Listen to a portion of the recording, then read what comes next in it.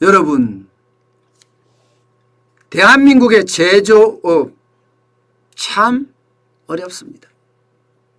문재인 정부 들어와서 제조업 르네상스다, 제조업 리쇼링이다, 뭐 말은 나왔습니다마는 제대로 추진된 정책은 없습니다.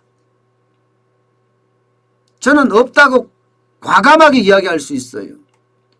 그만큼 문재인 정부는 기업을 적폐 세력화했기 때문에 그들이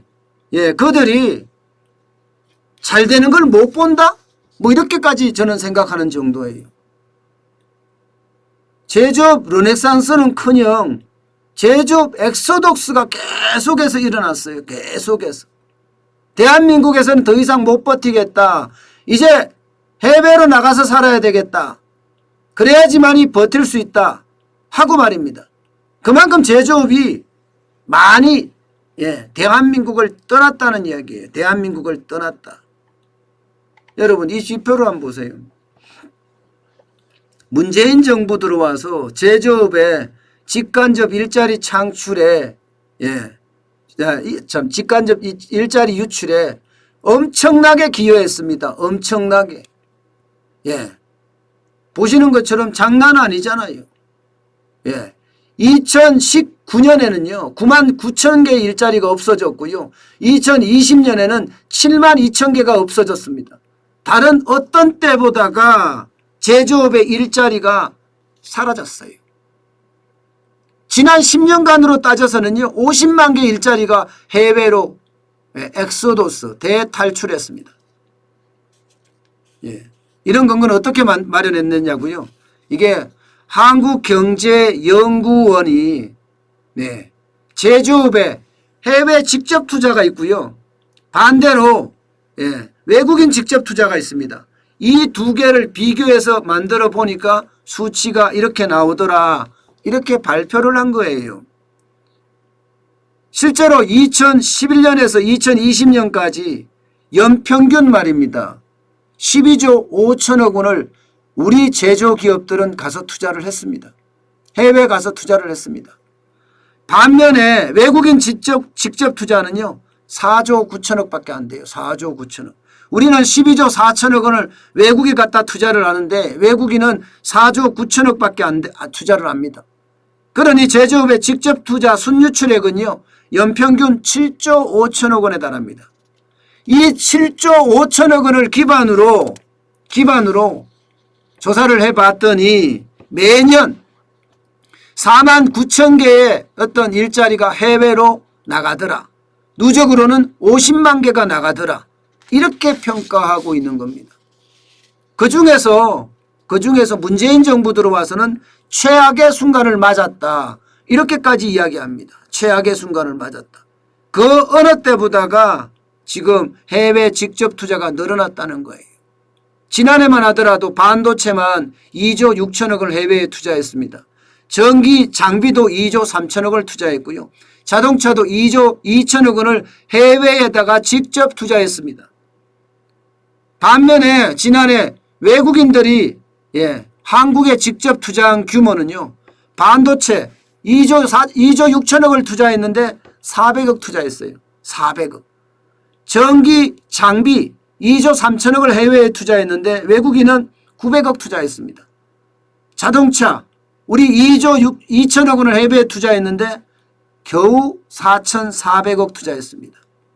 이것을 보면 얼마나 문재인 정부가 제조업을 홀대하고 무시했는지 직접적으로 볼 수가 있습니다. 직접적으로. 일자리 유출로 보면요. 심각합니다. 일자리 유출로 보면. 지난해가 7만 2천 명이 유출됐다고 하는데 이게 심각한 거예요. 왜? 2011년하고 비교를 해보면요. 엄청나게 차이가 나니까요. 적게는 1.9배에서 많게는요. 여러분 37.6배까지 일자리가 사라졌어요. 외국으로 도망갔어요. 지난해만 하더라도 전기장비 여기 15,500개의 일자리가 외국으로 날아갔고요. 자동차도 14,500개, 심지어 식료품도 9,300개가 외국으로 날아갔습니다. 의약품도 5,100개, 반도체도 4,900개나 외국으로 순유출됐습니다. 그러니 진짜 환장할 노릇이죠, 여러분. 환장할 노릇이에요. 여러분, 이게 제조업 중에 하나라도 유출이 안 되고 증가한 쪽이 한 군데도 없습니다. 다 빠져나갔어요. 반도체부터 시작해서 전기, 장비, 자동차, 의약품, 식료품, 플라스틱 제품까지 다 빠져나갔어요. 2011년 대비하면 엄청난 차이로 다 빠져나갔습니다. 이게 문재인 정부의 산업정책의 실상입니다. 예, 이게 산업정책의 실상이에요. 그런데 왜 기업들이 적폐 세력이죠? 저는 기업들이 적폐 세력인 이유를 잘 모르겠어요.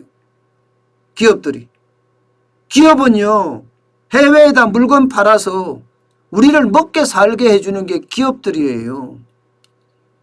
기업들이 자기들만 착복을 하고 갑질하고 불공정 거래하고 이런 것은 철퇴를 내려야 하지만, 예, 요즘 그렇게 하기가 쉽지가 않습니다. 법이 워낙 깐깐하게 돼 있기 때문에. 그러면 일하기 좋은 나라, 기업하기 좋은 나라 만들어줘야 되는 것 아니에요? 그런데 반도체든 전기장비든 자동차든 의약품이든 식료품이든 플라스틱 제품이든 어느 하나 대한민국에서 투자하는 사람이 없다는 것, 투자하는 사람이 그만큼 줄어들었다는 것, 이것은요 그 어느 때보다가 창피합니다. 말로만 예, 제조업 르네상스고 말로만 리쇼링이에요. 말로만. 친노동 정책에 그야말로 사활을 걸었다 이야기할 만큼 이념적으로 접근했으니, 아니 민주노총이 문재인 정부를 탄생시키는데 엄청난 기여를 해서 그런가요? 저는요 그 바람에 대한민국의 경쟁력은, 죄송합니다, 이 표현 쓰겠습니다, 그냥 개판이 됐습니다. 보세요 여러분, 얼마나 개판이 됐는지. 노동규제 부문의 경제적 자유도 순위입니다. 야, 전 세계에서 145위예요. 파키스탄이 137위입니다. 거기보다도 낮아요. 예. 베네수엘라가 162위입니다. 이 베네수엘라하고 같아지게 생겼습니다. 여러분 보세요. 대한민국이 이 정도예요.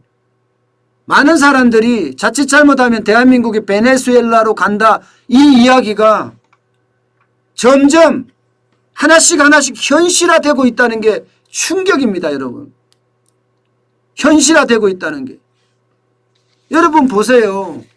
예, 이게 뭐 남들이 모르는 사람들이 제가 일부러 만들어낸 것도 아니고요. 캐나다의 프레이즈 연구소에서 2020년에 조사한 겁니다. 노동 규제 부분의 경제적 자유도 순위, 예, 베네수엘라 162위, 대한민국 145위, 베네수엘라 닮아가지요. 이런 게 충격이라는 거예요. 이런 게. 도대체 기업이 무슨 죄입니까? 돈 벌어주고, 예, 국민 먹게 살게 해주고 국가 부유하게 해주는데 그렇게, 예, 기업이 죽을 죄를 진 겁니까? 예, 저는 이거를 보면 우리 경제의 앞으로 미래가 진짜 암울해진다. 저는 그런 생각까지 하게 됩니다.